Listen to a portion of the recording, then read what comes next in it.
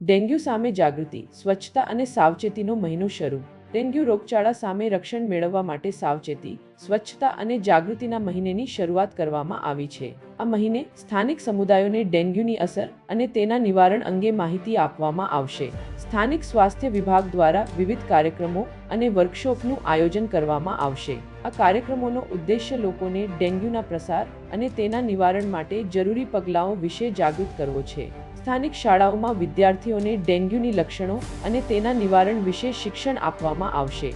સ્વચ્છતા અને સ્વાસ્થ્યને પ્રોત્સાહન આપવા માટે સમુદાયના સભ્યોને એકસાથે મળીને કામ કરવાની અપીલ કરવામાં આવી છે. આ મહિને લોકોમાં જાગૃતિ ફેલાવવાના પ્રયાસો સાથે સાથે સ્વચ્છતા અભિયાન પણ ચલાવવામાં આવશે, જેમાં પાણીના સ્ત્રોતોને સ્વચ્છ રાખવા અને મચ્છર ઉગવા માટે અનુકૂળ પરિસ્થિતિઓને દૂર કરવા પર ધ્યાન કેન્દ્રિત કરવામાં આવશે. કંસાગરા દીપક કુમાર ચેતનભાઈ, નીટ 24 ન્યૂઝ, સુરત. પૂરા સમાચાર જોવા માટે નીટ 24 ન્યૂઝને સબસ્ક્રાઇબ કરો.